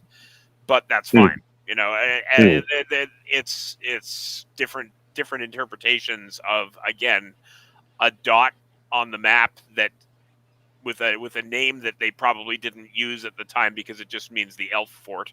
But so it's I enjoy watching other people mess around with some of the same Lego pieces that I'm building with, and seeing what they create with it. Fascinating. I don't think that the Rings of Power even has once used the name of the city, Ost-Inithil. I don't think they ever said it. Calling it Eregion All the time. Yeah, they just call it Eregion. We don't. I mean, we don't use that name either when we visit it, because that name's just always bugged me. It's like that's something that a cartographer wrote on the map because he didn't know what it was, and he saw elf ruins and said, "Okay, it's the elf fort. Move on." Exactly. That's so cool. Well, I'm afraid we may have taken up way too much more of your time than we originally planned, but this is just so delightful to talk with you and to pick your brain and look at the new creativity that you're about to unleash on the wonderful community at LOTRO. I can tell by the way the chat has been behaving that these folks are very, very excited. I'm excited. It's really great. Really great. It's always great to talk about it with people who are excited about it, I'll tell you. Yeah, and what's the time frame for this new release? It's in the fall. Like later this fall, we'll be shipping it. We're hard work on it right now. Trying to horrid at work. No. Sorry. Stop. Sorry. I know Cliff hates it when I do the puns. I don't even respond to them anymore. Last question from the chat. Are we going to explore anything in the near horrid that will take us as far east as Khand? Possibly. We're still working out where we're going to go next. Okay. I have some ideas. We probably will not actually reach Khand, but will we get into a place where we might see the influence of Khand, where we might see some Varyags hanging around? Possibly. I think that's a very strong, especially since we've already introduced the Varyags in the game when we did Pelennor. I think revisiting them would be fun. Yes. And I understand that on your Twitch channel, you're going to be showing off another zone coming up tomorrow on your Twitch stream. That's one of my one of my coworkers. That's Matt Elliott, who does the casual scroll. So he'll be actually going through Kudzagin, which is the desert area that I've been working on for the past several months. So yeah, that'll be fun to see someone bumbling around in the stuff I've been sweating over. Oh, cool! That's very cool. We'll have to check that out. Well, thank you so much, Chris, for your time and your creative energy. Thank you so much, brother. This is a delight to have you with us. Yeah, look, you and Standing Stone Games and the whole team. I mean, like you said, 17 years. Your life's work is still paying dividends and making people happy and keeping the fandom alive in new ways. And I think this is what Tolkien actually wanted. He wanted other minds and hands to expand this story and you're Yeah. fulfilling that wish from the Yeah. professor. I'm glad to be doing it, and I'm glad to be doing it in a way that people enjoy and think respect to the professor's work. Sweet. Well, Super good stuff. the And fans want well, to like my talk about. hat is off to you. My hat is off to you and all the hard work that you and the dev team have done. And now it looks like Cord is in the chat, and he actually says, "quote We expect to have more news very soon about the timing of the release, including the timing of the ability to pre-purchase the expansion." Thank you, Cord. Thank you for being with us to share with that. Very good. Well, we're happy to give everybody the first preview. I guess this is the, according to the LOTRO chat, this was the first of anything. So this was a real privilege that you were able to walk us through these screenshots and tell us all about this new expansion. Oh, yeah. Well, thanks for having me. All right. It's a Chris pleasure. Pearson, Standing Absolutely. Stone Games. We'll catch up with you real soon. Sounds good. Loud applause, everyone. Big, put your hands together. This is so great to have you here. Thank you. So good. All right. So good. That was great. That was great. I'm hype. I'm Yeah. hype on Me this too. game, and those locations are exactly what I want in the world. And I think that's one of my criticisms of the second age of Rings of Power right now is it's too much desert. I don't want desert. Like, I don't want Tatooine. I want that. I want a desert oasis. Okay. So, Okay. Anyway, well, sure. I have my own opinions, but I haven't really I watched episode 5. Cliff, you had an amazing tweet and you loved episode 5. I just want to say for episode 5, I watched it at my dad's house with motion smoothing on. So I No, watched it you in did not have the motion smoothing on. No. And let me tell you, I actually like the show more with motion smoothing. There's something Right. about the Awful. writing and the staging and the directing and the whole show that works better for a 30 frame rate television show. People complained about the high frame rate in The Hobbit. Said it felt like a BBC sitcom. I feel that Rings of Power works better in high frame rate as a sitcom. And I thoroughly enjoyed episode 5, and it looked better to me in motion smoothing. But Cliff, you have other reasons that you liked episode 5. I agree with Katie. Sacrilege. I mean, using motion smoothing on a modern television set should never be the default button. All I'm saying is for future seasons, no. Please be advised. I am a fan that would be okay with 30 frames per second or 48 or 60. I'm okay with television frame rates. This goes back to everything I said 5 years ago. Riverdale and Rivendell, CW, DC shows. Stop 30 it. frame Nobody rates. wants that. 30 frames per Nobody second. Rings of Power. It helps. The content is helped with the motion smoothing on. That's my opinion. Okay. But Cliff, tell us about your tweet. Okay. The best thing about this episode of season 2, episode 5, is that it kind of feels like where we wanted to be all through season 1. It feels like the story is in full motion. The engine is running very smoothly in story-wise. And I am particularly pleased by the metaphysical concerns of the Numenorians being brought up very specifically, talking about the ban of the Valar, that the human men, the Edain, are not allowed to go past a certain point, past their western shores to approach. Even approach. You're not allowed to even bloody approach Valinor if you are human. If you're just a mortal man. And here, and now, aside now, I was corrected by some people who said there was an oblique reference to immortality. In the end of season 1, when the king died, Pharazôn says, "We will build him a wonderful tomb. A tomb, blah, blah, blah, blah, because that'll be, better than the immortality that he's not really allowed to have.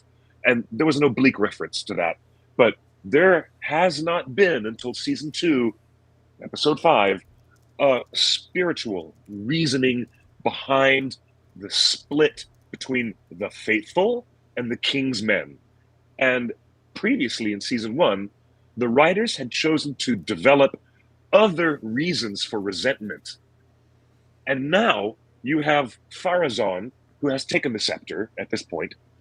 And spoilers, we're going to have the spoilers in this whole discussion, but it is incredibly effective in terms of the downfall of Numenor to explain the metaphysical underpinnings, the metaphysical foundation that splits the people who believe in the Valar, pray to the Valar, who still are faithful to the Valar, and the ways of the elves, versus someone standing in the town square and just complaining that your tradesmen and your jobs are being taken by the possibility of elves who don't sleep, who don't need a vacation, and who live forever. That was not the effective way to talk about the schism, or schism, however you pronounce it. So, excuse me, the cough is almost gone. It's almost gone. But the other most satisfying thing about where we are with the middle point, we're at the middle point of season 2, and it's incredibly satisfying that Anatar is on stage and the writers are using the element of dramatic irony in full force. It is 1000% better to have Anatar on stage horribly, horribly manipulating everyone around him. And it's kind of wild how he is gaslighting and fooling these people who are elves. These are elves. And he's able to pull the strings of ego and break down what would have been the inherent wisdom of a being such as Celebrimbor, who has lived for thousands and thousands of years. So here you are with this amazing energy that is not fueled by, oh, is he Sauron? Is he not? Is he not? Or is he? Now that you know, now that the whole audience knows exactly who he is, the level of personal involvement that I have in the story has dramatically increased, because this is what it feels like what we wanted from season 1 all along. And it really feels like the show overall, the show The Rings of Power, to me, feels like it's really hit its mojo, has hit its stride. And let's see how much worse it gets for poor Celebrimbor. Let us see how bad things are going to get and how crushed we're going to feel. But it's all because we know he's on screen manipulating and lying to these people. And it's, hello, the two Charleses, you couldn't ask for better than Charles Edwards, Charlie Vickers. The two Charleses, man, wow. It's great to watch. It's what I've wanted all along. And we didn't get it 2 years ago. So we just were like, okay, setup, interesting setup, beautiful visuals, interesting setup, but all this ho-hum mystery boxing. And I think the only one left, the largest and most obvious mystery box that is still left, is The Stranger. And hopefully that will resolve itself too very soon. Both of the wizards are mystery boxed. Yeah. Well, at this point, yeah. What about you? What was your opinion, Justin? What'd you think? Counterpoint. Numenor is still half-baked. I'm not invested in Numenor. The thing was so predictable. Like, again, I told you, I just said... the way that Kemen washes his sword off in the water in the Temple of Nienna, and we do recognize it as people who are deeper into the lore, we recognize that was the Temple of Nienna. Sure, and she was... But it's a very special church. I mean, Gandalf, before he was Gandalf, spent all of his time with Nienna and learned pity, learned the value of sorrow and the value of pity. and mercy through his time with Nienna, and then he becomes, manifest in wizard form and goes to look, Middle Earth. That was so cool to me. I thought it was cool. What? Go ahead. You go ahead. The best example I can give is look. I'm watching episode 5 with my dad, and he's your typical just casual TV viewer. I didn't go see Lord of the Rings with him in theaters or anything. He did catch it all, and he had a great time, and he watched the Hobbit movies, and they weren't really for him. But he's a pop culture guy. He's just a normal, average, everyday TV goer. He watches Law and Order, and he watches CNN. Your dad? And Your dad, right? But he'll also watch The Mandalorian, and he'll watch whatever the hot show is. When it came to Rings of Power episode 5. Like, he's already saying that, that guy's going to pick up the sword and slice him in half. And, if my dad, as a casual TV goer, is ahead of the show minutes before the action happens, you have a problem. Like, there's no suspense. There's no drama. There's just no tension in this show. Almost in anything, that's the best example of just like if my average TV going dad can know that the sword is going to go through that body ahead of that thing, it ruins all of the tension and ruins the dramatic impact of it, and that just and there's tons of examples in this show, especially in season 2, where there's just zero tension on anything. There's zero tension on the Harfoot storyline. Give us the Harfoot. I'm not going to. It's like, but the stores did not like the Harfoots. The stores were ready to cast out the hobbits. What made the stores change their mind? Because obviously the stores weren't impressed with finding another halfling. There's just so many little things that I'm just like, there's no tension here. Nothing's built up. No one in the show, no character says, this is a sacred ground. This temple is a holy ground. Everything you just described about Nienna, put that in the show somewhere.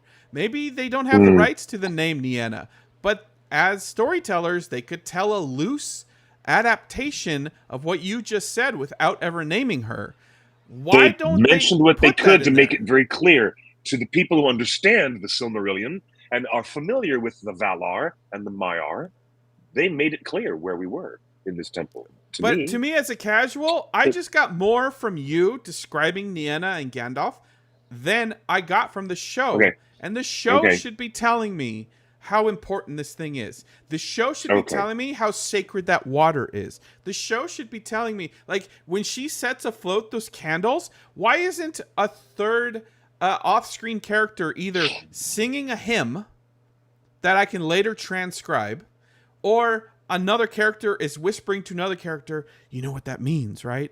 Those things represent the souls, because our people never die. Like, the show doesn't explain anything, and the stuff they explain doesn't need to be explained. I don't know. That's kind of where I'm at. I wasn't impressed. The dialogue was a little bit better, but being a little bit better and having a $1 billion Tolkien adaptation is not great. It's better, but it's not great. Okay. That's my opinion. I'm just one little voice. I'm one little man in this wide world of YouTubers expressing opinions on Rings of Power. Okay. Well, I thought it was far more effective, this type of storytelling, with Anatar being unknown to everyone on screen as a villain, but all the folks at home know what Anatar is up to, and that's what we wanted since the first episode. It works far better. Since the first episode, that's all we wanted, to revel in Sauron's treachery. The show is called Lord of the Rings. You know who the Lord of the Rings is? That guy. The show is subtitled The Rings of Power. You know who makes the Rings of Power? You know who distributes the Rings of Power? You know who controls all of the Rings of Power? That guy. That guy. And he has the gall, a couple of episodes ago, he had the gall to promise to Celebrimbor that Celebrimbor would earn the title and be forever adored. The way that his grandfather, Feanor, was, the most famous craftsman of the elves and made the Silmarils. So now Celebrimbor is being tempted with, the chance to have a legacy attached to his name. And not ironic at all, but really fun and interesting that Anatar would use the phrase, "You will be known as the Lord of the Rings," as a way to play into Celebrimbor's ego. That was really interesting to me. I think it's working. It's working to me. It's working rather well. I like that name drop, and I feel like that should have been in season 1. Yep. That should have been that should have been the final quote in season 1. The season should have ended with the words, "And you shall be known as the Lord of the Rings. Fade to black. See you Ultimate next reveal." Season. That would have been a great way to end season 1. Yes, but the elf girl Merdania, who is one of the Elven Smiths, and when she's not Celebrian. I'm sorry, guys. No, I see the tweets. She's not Celebrian. She's not Celebrian. She's not Celebrian in disguise. Celebrian doesn't exist. And if they retcon in the show somewhere, if they retcon Celebrian in a way, she can't exist in the lore of the show. McPain have decided that Celeborn is dead, and there is no child. Oh gosh, I don't know yet, but what I want to say is that Merdania slips into the unseen world while accidentally putting on one of the mortal rings. That was really cool. That's some Lord of the Rings stuff. And this actress is great in her role, and she describes her fear of recognizing this evil, fiery being that she sees in this weird, misty, unseen world, which we're all familiar with from the Peter Jackson films. And her describing it and being afraid of it was way, way better than actually seeing it. That was really cool. Yeah, you know what, though, really Cliff? Cool. Have we talked about... would the show work better if Merdania actually was Celebrian? No. And the first elf to see the Shadow World is Galadriel's daughter? I don't know about that. Because Celebrian ends up with Elrond, and we know Elrond's a hater and he doesn't believe. So it kind of would make sense if, he eventually marries the girl that has seen firsthand this Shadow World. Interesting point, but but the answer is no. That's not what's happening. Because Celebrian was not one of the Elven Smiths, and there'd be no reason to just inject her into the narrative like that, just to be there like that. Okay. So what the hell? What a lovely show we've had. We're hitting almost the 2-hour point. My final question to you, Cliff, because again, I've stated my current opinion of the show. I know it will change on rewatches. Yeah. I know this show. I said this in season 1, and I think it holds true for season 2. The show was structured around all episodes at once. This show works better when all episodes are at once. And if you marathon 2, 3, 4, 5 episodes at one go, it actually starts to work better. So I'm going to reevaluate this. But I need you to tell me. I need you to tell me, because I don't understand. Why is there such emphasis right now to make the 9 Rings of Men? Where is that coming from? What's driving that decision?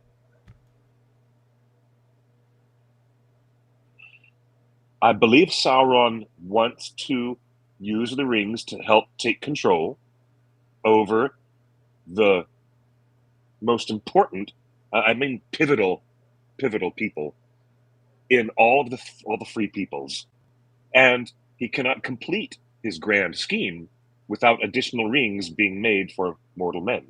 But we don't know that he's taken control of the elves, the dwarves even, and the dwarves haven't even distributed the rings yet. So what is driving? First off, the season 2 sets up that Celebrimbor doesn't even know if the rings work, and the other elves don't even know what the rings do. And now we're at the dwarves are just finding out what the rings do, but they haven't distributed them yet. So I have not been told in the show that Sauron wants to control men, because that's not been introduced yet. It's not been introduced that he wants to control dwarves or that he does control dwarves. So what is driving his obsession with making 9 rings right now? And by the way, what 9 rings? Why 9? Are there 9 lands of men? We haven't even been introduced to 9 rulers of men. Why 9? I don't know why 9. I know why Anatar says that he wants to make 9, but I do not know why it needs to be that exact number. See what I mean? This is my frustration. Why 9? This show is supposed to tell me why. It's supposed to tell me why 7 and why 9. We got an explanation for why 3 last season. So why 9? Basic I don't know what the problem is. I don't know what the problem is, Justin. I mean, it is abundantly clear to me watching the show, even if I was a newbie who had no deeper knowledge of the books, it is very, very clear to me when everybody on screen says we cannot make rings for men because they're too easily corrupted by this kind of power. That is wisdom, which is super clear, but it's also clear that Anatar needs very much to get his way, even to the point where he says, okay, if you won't do it, I'll do it myself. And that is an even bigger red flag to the audience who is soaking in the dramatic irony that the folks on screen do not know that Sauron will ultimately make 1 ring to master all of them and control all of them. Inside the volcano, not in a lava field, in the volcano itself. In the volcano itself. But, I mean, the approach is clear to me that he wants to definitely make rings for men, because why would he miss out on an entire massive population of beings that have made war against his predecessor, Morgoth, successfully, I will add, successfully made war against Big Daddy Dark Lord Morgoth. So in order to prevent that kind of situation from happening again, Sauron needs to make rings for men. So I think it's abundantly clear why he needs to make rings for men. But as to why it specifically needed to be 9, well, in the books, we haven't been told. In the Silmarillion, I don't think we're even told in the Silmarillion why it had to be that number. And honestly, I don't care if it's been told in the Silmarillion or Unfinished Tales or anything, because they don't have the rights to that. I need the show, under the rights and the capable storytelling that the show needs to have, to tell me why 9, dude? Why not, dudes? Why 9? Why did he make 7 dwarven rings? We didn't find out that there were 7 dwarven lands until the table scene. You mean 7 dwarf lords? Yeah. Well, those folks who have read the books know. They know that there were originally 7 dwarf lords. But the show, the Longbeards, and the show, obviously Durin's folk. And come on, I know you guys in the chat know the names of all the other different bands. Why didn't they say the Iron Hills and that? Why didn't they say that? What? Let's see. And by the way, Blacklocks, Longbeards, Blacklocks. That's the first 2. There's 5 more. I'm waiting for the chat to give you a bunch more. I know. I have no problem. I have no problem with the internal logic of the show, moving the production of the rings around the way they did. I'm on board with that. I got no problem. But Anatar says out loud, this is going to be our 3rd foraging, right? And we're going to make 3 perfected by making it 3 times 3. Thank you, Suzanne. She's got the 7 dwarf lords.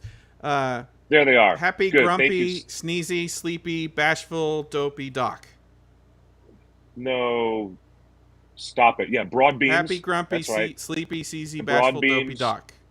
There's the Blacklocks, the broad beams, the Longbeards. That's 3 out of 7. Very good. Thank you, Bonnie.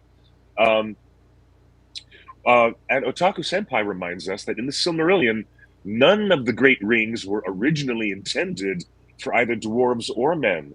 Oh yeah, Firebeards. Yeah, the Firebeards. That's another one. Hang on, really? Yeah, So Firebeards, look, I'm okay. Broadbeams. I'm okay with that. Yep. I'm okay with that change in the lore. But I'm. You get what I'm saying, Cliff? Is that the show is not telling me really important stuff that I need to know to really accept the stakes at hand. Why did they make 7? Why does he need 9? Why don't they explain it? Because there were 7 leaders of the dwarf. There were 7 dwarf lords who were the leaders of their respective clans. That's But why. why did he make the rings before having that discussion? And how does Durin know that all the other dwarf lords are having the same issues? And are Now they that's having not the very. same issues? Yeah, there are some. There's some problems with the writing where they're not clear about things that need to be more clear. And I'll point But one out to you.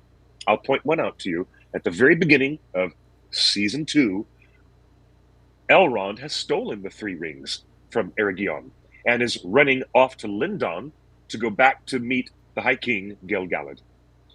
At that point, why would Celebrimbor think that, oh, maybe the rings are effective? And all he wants to know from Halbrand is, were the rings effective? At that point, Celebrimbor should have been thinking, have they been recovered? Because they were stolen by Elrond, and they're chasing them on horseback all the way across Middle-earth, and Galadriel can't seem to get them back quickly enough, and then bam, they're there with the High King in Lindon. Here's what happens to me that I think the writers missed. Celebrimbor is asking, were they effective? Instead, he should have been asking Halbrand, were they recovered? Were they even recovered from the guy, Elrond, who stole them from under my nose? But that isn't even discussed. There's no discussion about that. And so they set up that thing, but then don't follow through with the thing they set up. So yeah, there are bits and bobs here and there where they missed a beat. That's true. Yeah, but there it is. Let me put there it they on are. screen. Thank you. Oh my gosh, thank you. Let's read them out loud for everybody. This is going to answer your question why there were 7 rings made. But I mean, Longbeards, Broadbeams, Firebeards, Iron Fists, Stiff Beards, Black Locks, and Stonefoots. There they are. And if they can't use those words exactly because of licensing issues, they could allude to certain things. You know, the broad-shouldered ones, the red beards. There's ways to play around, work around the licensing that they have. So why, like at that dinner scene again, Cliff? The thing we were excited about most about this TV show is that it allows a further examination, a deeper examination of the lore that Tolkien wrote. And here we have a show about the Rings of Power and the 7 of the rings for the Dwarf Lords. I mean, why isn't this a whole 3-episode arc at this point? And why haven't they named these dwarves here? Why didn't they go spend the time to go around the table? And glad you're here from the Longbeards, and we have so-and-so from the Broadbeams, and the Firebeards are here. Like we could have spent time introducing the characters, and we would have fallen in love with that storyline. Instead, it just feels rushed. It just like the scene is like 10 minutes long. He's like, "Hey guys, here's some rings, but I can't give them to you. You got to send your kings back." What? What are you wasting our time for? Like, do we know that why do we know that the other dwarven kingdoms need rings? Has anyone communicated that? What did a crow fly in and tell Durin, "Hey, the other dwarf lords are having issues like you are"? Like, none of this has been explained, and we have yet to hear an explanation of why he's so focused on making 9 for mortal men. It's like, what? Why 9? I don't know. So anyway, there's like some critical stuff that I'm just like, Okay. That's a thing. I don't understand it yet. This feels rushed, but the dialogue is getting better and the pacing is getting better. But I hope you can see where my frustrations are, Cliff, and the chat. I hope you guys see where I'm coming from on my frustrations with the show. I really want to learn more about Tolkien's Middle Earth, and I want this show to teach me. And I don't feel To be more honest, intelligent. you know what? I think the show. you should probably nip those expectations very early, because Justin, I have come to the conclusion that this show is offering us a pastiche of different and sometimes incongruous bits of lore, names, people, and places. And it is not useful as an education tool. It is much more useful as an entertainment. And I've come to the conclusion that I'm fine with that. I can sit very comfortably and think, okay, this is a very entertaining show, but it is not a reliable source of teaching anybody about those specifics that you want to learn. And if I can get comfortable with that, then I can sit back and just relax and enjoy the process of adaptation that they're giving it. I can enjoy the things that they get right, and I can enjoy the things that they get wrong, and things that are in between, quite daft, whatever. I can still go along with it, but you should not rely on any Peter Jackson film or any TV show or you should not rely on the old Rankin and Bass cartoons to be strong sources of education about the books. If you want to correct that, then crack open the books yourself and give yourself a jolly holiday and get your summer reading list and put your summer reading list in order now that summer is over. Okay. But and read yourself. Again, that's what I thought this TV show would do. Like TV, we need more than 8 episodes. We need more than 8 hours. We need 12 episodes or 16 or even 22. I want to spend time and I want to learn more about all this stuff. And I just okay. You know listen, what this show feels like? Let me put this on screen. I'm gonna read. This is what Rings of Power feels like. Cliff's Notes. Okay, that's funny. Okay, fine. Do you know what? You said pastiche. Do you agree that this is the Cliff's Notes version of the Second Age? No. Cliff's Notes, and I ought to know because my name's Cliff, but Cliff's Notes include essays that are sometimes lengthy to illustrate thematic ideas and contend with the thematic ideas. That's what Cliff's Notes are about. I'm quite happy with the show presenting some congruous and incongruous bits of J.R.R. Tolkien just to make an entertaining show. I'm fine with that. I can get comfortable with that. But Daniel from the Facebook chat says there were rings for the elves, rings for the dwarves, and the next rings will be made for mortal men. 3 different types of great rings. 3 times 3 equals 9. Hope that makes sense. And Anatar did explain it briefly. But he said he wants our 3rd forging to complete the process. And evidently 3 is a magic number throughout all of human history, throughout all of mythology, folklore, and tales. And 7's a lucky has an number. Attribute of being a magic number. It really is. So, I'm in the show, in the story of the show, in the lore of the show, give me some basics. I need some basics. Like, why 9? Why doesn't Celebrimbor question him on the 9? Why 9, Mr. Anatar? They discuss Why 9? They discuss it. They do. They discuss that. No, they don't. No, they don't. They don't. Why 9? Well, let's just say they don't discuss it to your satisfaction, but they satisfied me by that line that Anatar has about trying to create symmetry. He says something very specific, and the words elude me right now, about the symmetry of a 3rd forging being the time to bring perfect balance to their entire overall effort. And what really chews into you is knowing that he's full of garbage. He's lies. He's full of filthy, filthy lies. And he's going to get his way at anybody's expense. And that's why it's amazing to watch Charlie Vickers doing what he's doing, especially with poor Charles Edwards suffering from this. And it's going to get way worse by the time the season is over. So, You know what? I'm very entertained by this. And All right. I've got 3 to say, is a magic number, and 1 is I the just got to say, loneliest number. yep, one's the loneliest number that you'll ever do. 3 Dog Night. That's a great throwback to AM radio. Thank you, sir, And for that's that. all I have for tonight. I want to thank Yeah. Standing Stone Games, Chris Pearson. Always a pleasure to talk to you. I'm sorry I shared the wrong images, but we fixed it, and we're happy that you guys in the chat room got a first look at the new LOTRO expansion. Again, the game is free to play. The expansions do cost money, You're right. but it's better than buying a bunch of skins like in Fortnite. So, support You're right, the devs. Jump in on the game. It actually doesn't require a very hardcore PC. You can play it on pretty meager hardware if you just want to jump in.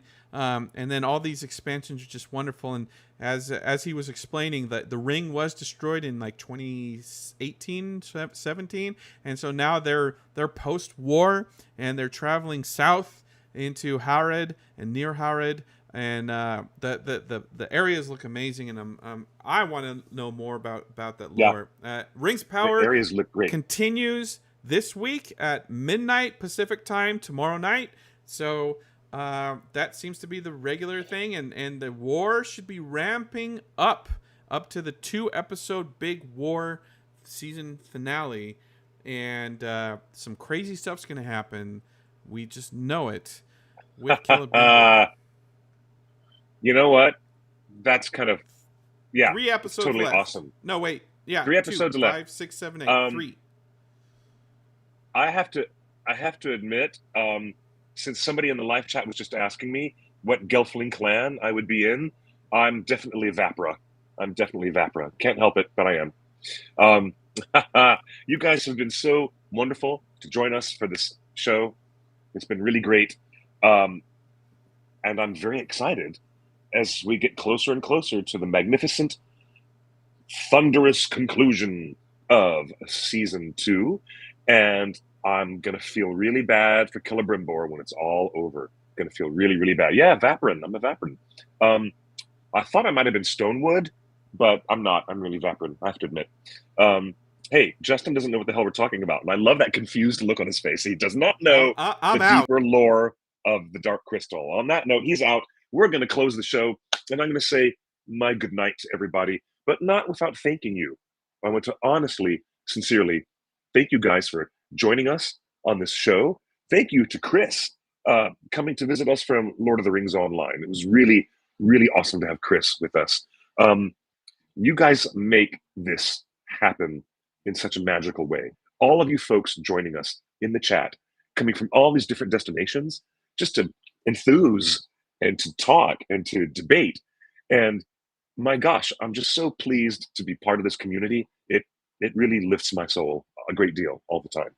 And before we go, one big reminder, come and join us this Sunday, September 22nd at Mineral Wells Picnic Area. Come to the big Baggins Birthday Bash. It is a potluck. Bring anything you want to eat or drink, and it will be awesome.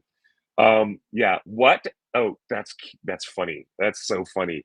What about me? What am I? Chopped liver? Okay, you guys are really awesome. And yes, Cecilia is right. The number 9 is really significant in Catholicism as well, as it's also a useful number in many belief systems. It is a number of completion. And it is a magic number of completion and transcendence. Really great note. Cecilia, thanks for bringing that in. Katie, you're the best. All of you folks are the best. Lots of love to you all. Please take good care of one another. And until next Tuesday, follow me at Twitter and Instagram at QuickBeam2000. And we'll be talking and having a good time. And next Tuesday at 5 p.m. Pacific time, come back here and join us again. Come back in and join us next Tuesday for another episode of Torn Tuesday. I need to give my voice a rest because I haven't shaken this cold yet. Thanks, everybody. Until next week, good night and good luck. Or better yet, buenas noches y buena suerte. Bye, everybody.